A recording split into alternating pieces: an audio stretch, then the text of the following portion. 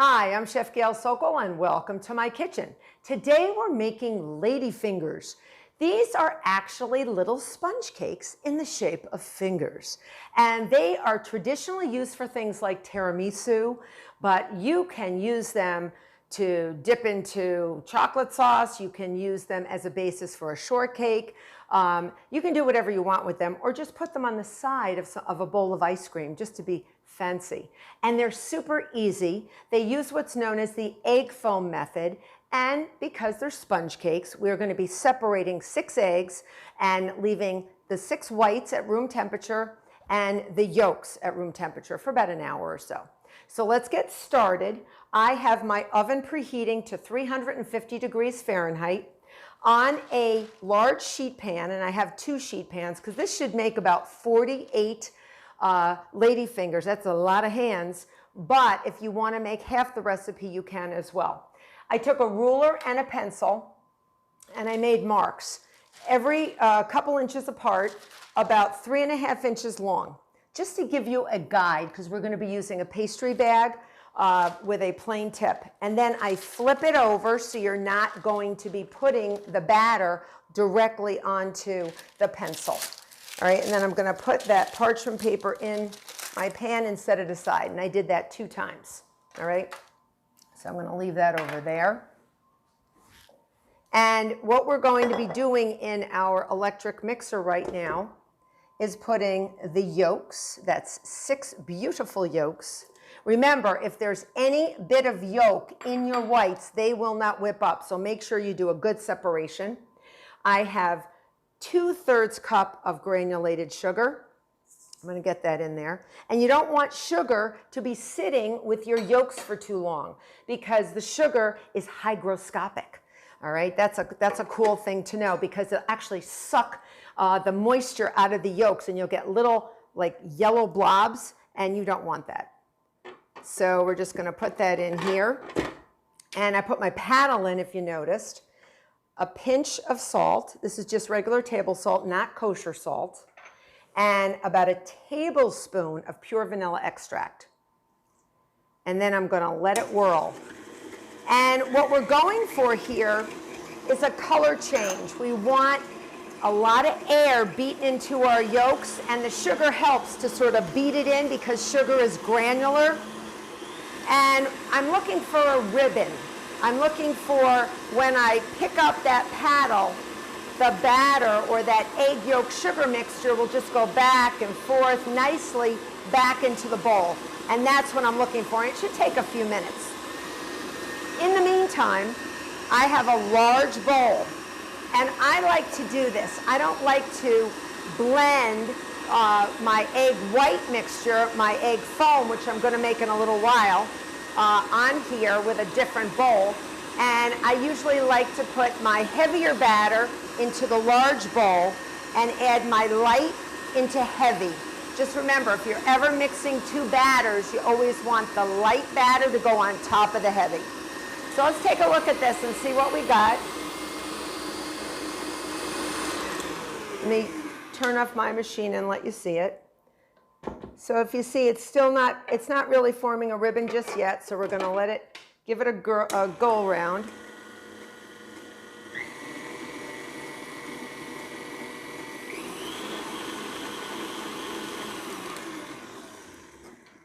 It's actually just about ready for my cake flour. So I'm going to put in 1 cup of sifted cake flour. Make sure you sift it, put it through a sieve, and you can add this relatively all at once. And that ribbon should become more pronounced as the batter gets a little more structure with that cake flour. So cake flour is a little bit lighter. It has less gluten-forming proteins and more starch. And of course, we're making a more delicate cookie, right? We're making a lady finger. So we want to make sure that we don't actually have the same amount of protein like a bread flour. We don't need that. All right, so start at low speed there, just to get that flour in.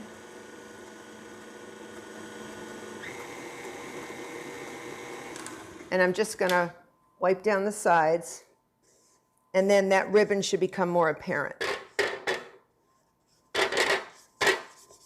So I'm going around the sides of my bowl. All right. Go into the paddle a little bit. Sometimes I use my fingers to do this. And then just give it a whirl on high speed. And that should take a few minutes. In the meantime, I have this bowl ready. And in another bowl of an electric mixer, I have my 6 whites that have been at room temperature for about an hour. Now, if you don't have 2 electric mixing bowls, don't worry. Once this batter goes into this bowl, you wash it out, but make sure it's clean and dry. If it's not, you won't be able to whip up your whites till they're to the fullest volume that they can. All right, let's see. Now, this is looking more like a batter. Let's lift this up. And that's looking nice and ribbony, and I'll show you. Let me show you what this looks like.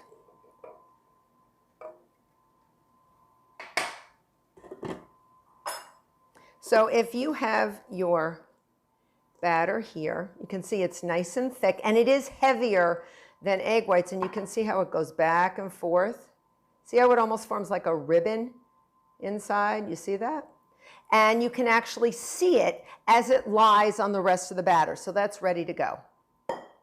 But because I am who I am, and I always know that there's a little bit of dry ingredients on the bottom of my bowl, I'm going to do a little bit of a go around with my rubber spatula. All right. So I'm just going to go around.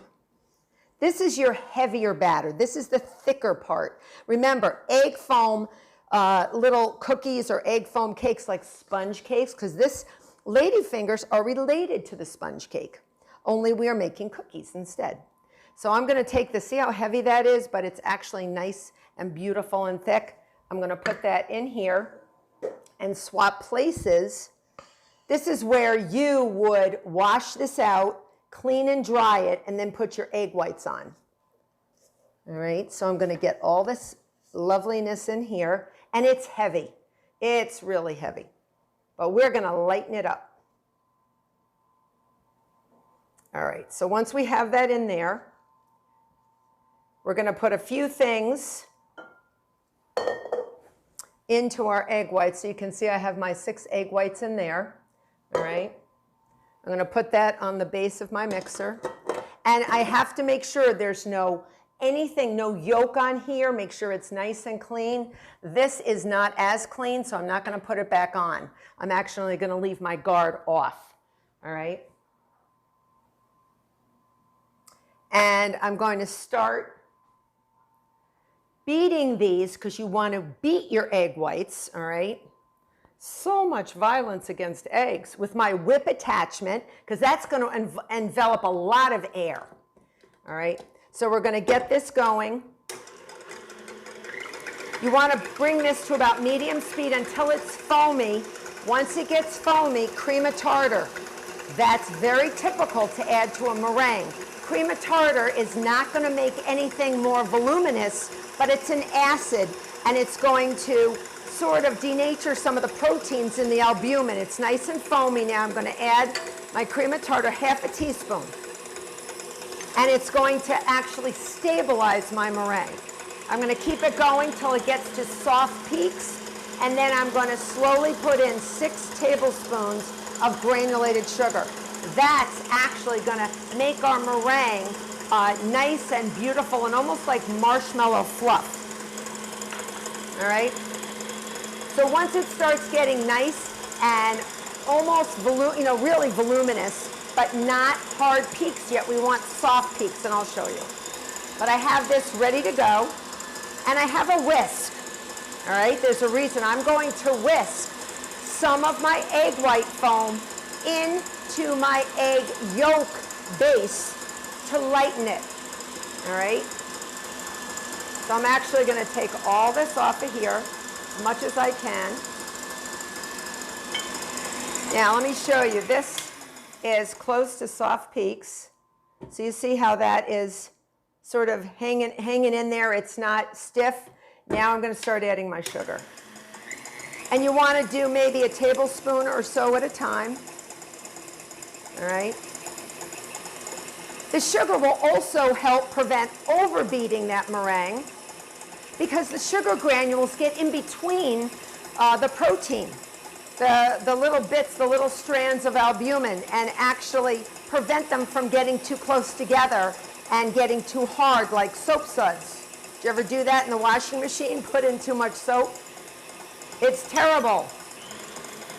All right, I'm going to add a little more sugar now. And you want to wait a few seconds in between adding your next tablespoon. And you can see that this meringue is looking beautiful and marshmallow fluffy and firm peaks. All right, you don't want to overbeat it, but it looks lovely. I'm going to add the rest now. Okay, and just let it go for a minute.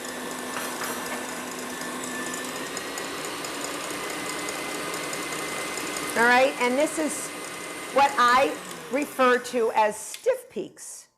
So you see that? Stiff peaks. And stiff peaks is when you take your paddle off and these beautiful peaks that go straight up like a mountain. All right? That is a stiff peak. And it's not overbeaten. That is beautiful. Now, we're going to do the Star Trek method. I love Star Trek. I hope you like Star Trek. I love Star Trek. I'm a Trekkie. So I'm going to do what the mantra that Mr. Spock likes to say, all right? The needs of the many outweigh the needs of the few. So I'm going to donate a small amount of my beautiful meringue, and I'm going to put it in there, all right? So it's going to, after all the beautiful effort I use to actually create air and put that in there so it's nice and fluffy, I'm sort of going to get rid of it by whisking it. But you guys are sacrificing yourselves so that we'll have beautiful, beautiful ladyfingers. And you're just going to whisk that in because we need this dark, you know, not dark, but heavy batter. We need it lightened. If we don't lighten it, when we put in the rest of that beautiful meringue, it will actually pull and weigh it down and actually get rid of a lot of the air. So you see how much lighter it is? It's a lot lighter than it was before. So I'm going to make a little noise and get rid of that, all right? And now I use my rubber spatula, and I take the rest of my beautiful meringue, and now we fold it in because we don't want to lose the air in the remainder of our beautiful meringue. So I'm going to go around the outside. Some of you have reached out to me and asked me how to fold, and I'm left-handed, but you can do it any way you want. Some people go through the center of the whatever's in the bowl and go up and around. I just like to rotate the bowl in one direction and take my rubber spatula in the other direction and just keep going until you don't see any streaks. If you see a few, it's okay, and then I move it around a little gently. You will lose some air. Don't get upset about this. All right, it does happen. You will lose a little. All right, but you can see how beautiful and foamy this batter is. That's what an egg foam-based batter is. When you make a sponge cake, it's the exact same process. Angel food cake, sponge cake, jelly roll, anything like that, they all have an egg foam base like this. Isn't it lovely? And I'm just going to keep going until I don't see a lot of that yolk. And everything is sort of a pale daffodil yellow. And then I have a pastry bag that I have filled with, or put a plain large round tip. If you don't have one, you can use a freezer bag, or you can use and just cut the tip off. Or you can actually just cut the bottom off of your pastry bag. So you don't really need the plain tip. I like it. But before I put my parchment paper on, I like to take just a little bit, just a little smear in each corner, because I'll show you a trick, and many of you know this trick from other things that I have done. It will just help the parchment to adhere to the bottom of your sheet pan. See that? Real nice. All right, and then you fold it over like you're holding an ice cream cone. Remember, my oven's preheated because egg foam cakes wait for nobody, whether they're ladyfingers and cookies or whether they're sponge cakes. You got to get this in the oven. Do you see how gorgeous that is? That's a beautiful batter. I'd look at it a few more minutes if you weren't here with me, but I have to get it in the oven. So I'm gonna, and if it's too hard for you to do by yourself, put this in a large glass, all right? Put your pastry bag in a large glass and don't overfill it. Just flip it over. And then you're gonna follow your lines, okay? The lines that you have, and you're just going to push down and then stop. If they're not perfect, don't worry about it.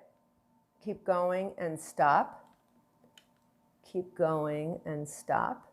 And you can make these ladyfingers in any shapes you want. We are making actual ladyfingers, so I'm making them, you can, into like a finger shape, but you can actually make them into rounds, like a spiral, and put them as the base in a springform cake. Under a cheesecake, you can do so many different things with them. They're so beautiful, they're so versatile. I've even used ladyfingers to line a springform pan and then put mousse in it. Oh, that is a real pleaser when you have company. They actually are like, where'd you get that? I want to go to that bakery. I love those. I love that. It's so gorgeous. I actually did that in my kids' baking school, and boy, did those parents love that. Now you refill. So what you do is you just flip it over again. And like I said, this should make about 4 dozen ladyfingers, and they freeze beautifully. So if you want to make them en masse, and then one day you say, hey, I want to make tiramisu, just take them out of the oven. The freezer, and let them thaw. Beautiful. And then soak them up with that coffee mixture for your tiramisu. Or if you want to make like an ice cream sundae, it would be great as a base for an ice cream sundae or a shortcake. Now remember, there's going to be a little air coming out soon, because when you refill, that's what you're going to get. Okay? Sometimes the kids in my class couldn't keep the pastry bag straight, so you'd get like crooked fingers, like almost like arthritic fingers. It was really funny. But they tasted so good anyway. All right, so I'm just going to fill this one up, and then I'm going to continue making ladyfingers, but I want to show you what you do to get them in the oven. All right, so I like to put a little powdered sugar on them and sort of dust the tops of these gorgeous fingers. They're after all, very delicate. So we're going to put a little confectioner sugar. Don't use granulated sugar. I love granulated sugar, but it's not the place for that here. So we're going to just sort of put a little sugar over them. And remember, we have our oven preheated to 350. You're going to go for about 12 minutes, and you're going to look at color. These should not get hard like a cookie. These should be like a little sponge cake. So 12 minutes, and then sometimes I rotate them and put them back in for about 5 more. Everybody's oven is a little different, so take a look and see what you need to do. But I'm going to continue baking and forming my ladyfingers. So my ladyfingers are done. They've been baking for about 12 minutes at 350 degrees Fahrenheit, and then I turned them around and gave them another 3 minutes or so, depending on the color. Look how gorgeous they are. They are gorgeous. They're jumbo ladyfingers. I love them. So you better make your own ladyfingers if you make tiramisu, and you can freeze these. You can use them whenever you want. They're better than store-bought because they're yours. I hope you become a subscriber. Till next time.